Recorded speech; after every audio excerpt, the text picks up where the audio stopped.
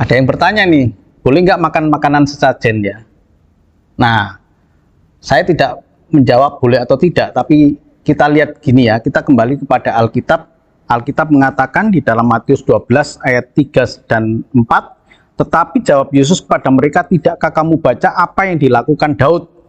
Ketika ia dan mereka yang mengikutinya lapar, bagaimana ia masuk ke dalam rumah Allah dan bagaimana mereka makan roti sajian yang tidak boleh dimakan, baik olehnya maupun oleh mereka yang mengikutinya, kecuali oleh imam-imam. Jadi boleh, tetapi bukan berarti serta-merta kita boleh. Kita harus mempertimbangkan dengan bijaksana. Kalau kita makan itu, kita melukai orang yang memberikan sesajen. Dan yang kedua, kita bisa menjadi batu sandungan bagi orang lain.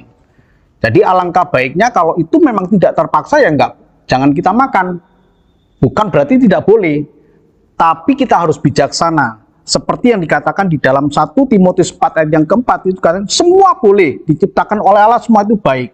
Tapi bukan berarti tidak ada, semuanya berguna.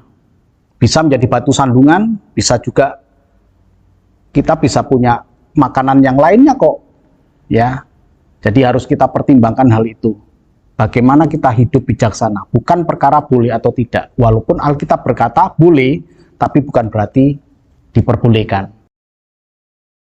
Kita kan sering berhadapan dengan kehidupan kita sehari-hari, karena kita komunitas dengan orang sosial yang berbeda dengan kita. Ketika kita diundang dalam satu acara keagamaan mereka atau acara keluarga, dan mereka mempersembahkan korban kepada leluhur, dan kemudian korban-korban sesaji itu dibagikan kepada kita. Bagaimana kita menyikapinya? Apakah boleh kita makan makanan yang mereka hidangkan setelah mereka persembahkan itu?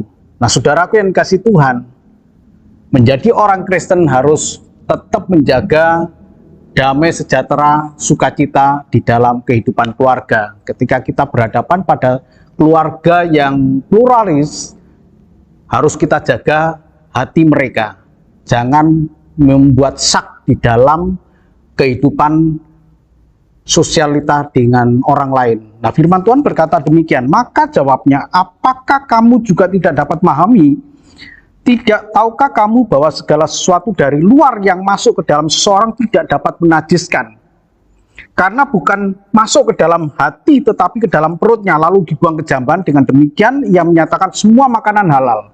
Makan saja dengan ucapan syukur kepada Tuhan. Nggak perlu kita ragu, sehingga kita menjadi berkat dan mereka pun senang. Tuhan memberkati. Amin.